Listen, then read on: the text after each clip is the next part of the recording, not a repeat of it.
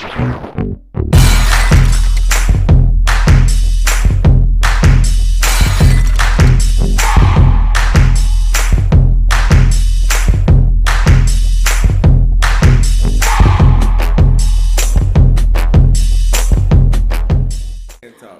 so one of the things that is very important to me, at least I feel like it's an important thing. Does the doorbell just ring? That's way fair.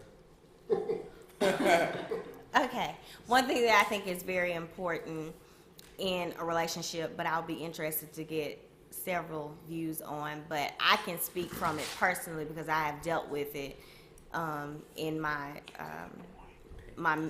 past. I'm divorced, so you all know that. How do you all feel about being evenly yoked religiously with your partner? Do you think that is an important aspect of your relationship? Should you all be evenly yoked, meaning you believe in the same thing, y'all share the same beliefs, or do you think it's okay that y'all don't? Kedra.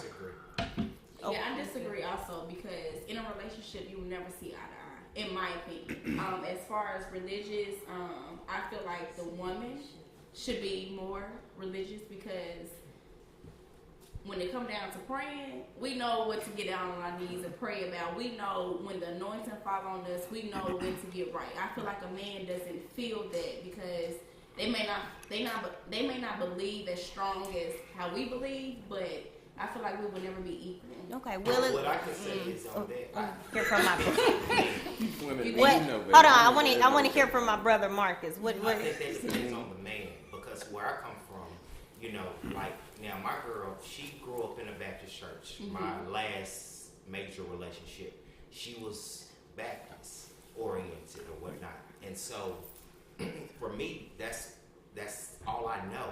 Not to say if she was Catholic or Methodist or whatever that would be an issue, but this is where I stand and this is who I am. Come to church with me, I'll go to church with you.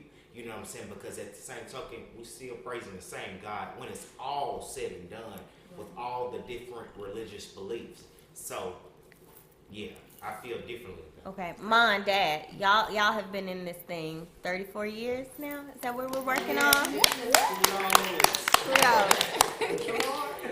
So, what are you all's thoughts on that? Well, I believe the Word of God, and the Word of God tells us that you shouldn't be unevenly yoked. But when I think that there's a lot left to interpretation when you say unevenly yoked, or in other words, I think that your basis or the essential foundation should be the same. Absolutely.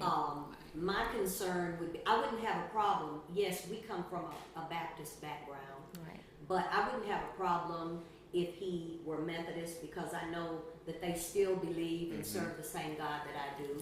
I wouldn't have an issue. My issue would come in if he was serving someone or something other than God. Absolutely. Other than the God we've been brought up. I don't have any, I think there is a level of security in you being able to coexist.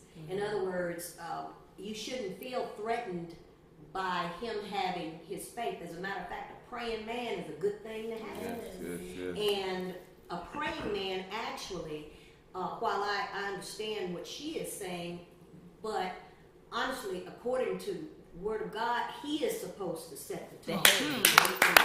Yeah. But if he does, don't get me wrong. Right. If he doesn't, and my mama was one of them, so I know about how mama got to step up and do Right. What you got to do. Exactly. And so sometimes, and the thing about spiritual maturity, we don't all reach the same place at the same time. Right. And there are places that I may be, or I may feel that I am, that I may have gotten there a little sooner. But there are places that he has a deeper capacity in terms of having a bit more in touch, rather, or being better at something than maybe I am.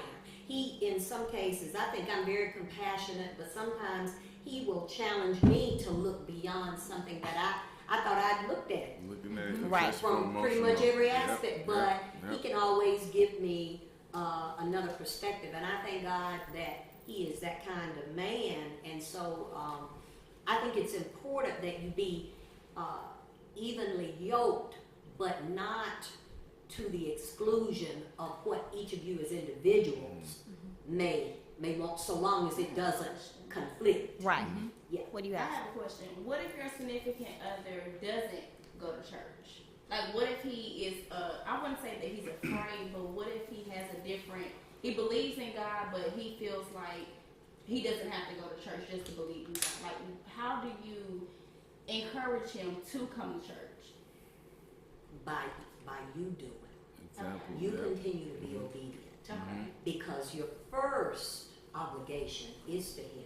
Right. So you continue to do. God is faithful. Yes. He will make sure everything else falls in line.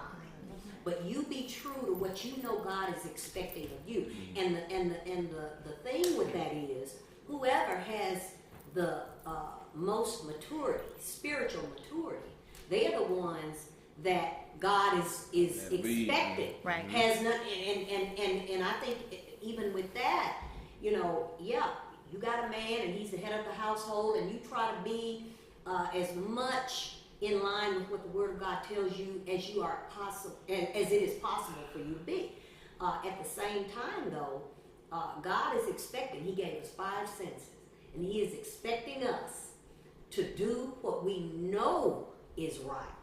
We don't follow Him. I can't follow Him to the cliff.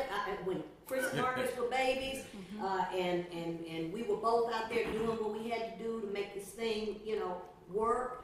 If he had said, I feel like going and jumping off this cliff, baby, come on, let's go do this. I may go with him to the cliff, but I ain't jumping. I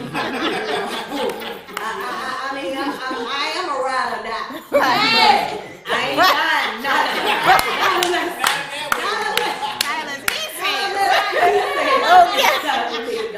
So, you know, and nor would he. Self-preservation. Right. Exactly. But Right. At the end of the day. I think that we get really caught up sometimes in being evenly yoked, because we think that means we gotta be right there. Right there. together. Yeah, I exactly. know I could name you many, I right off the top of my head, I could name you 5 couples that were both very faithful to their own churches. And you know what? It just worked out eventually, just like with us. We have 2 services at our church. And if Donald was worshiping somewhere else, we could go to 8 o'clock at our church, and then we could go to 11 at his. We would do whatever we got to do to accommodate or do the right thing by God. Right. In other words, that's the bottom line. Yeah. Absolutely. That's the bottom line, Absolutely. no matter what else. So don't be so consumed with, well, he's a different faith.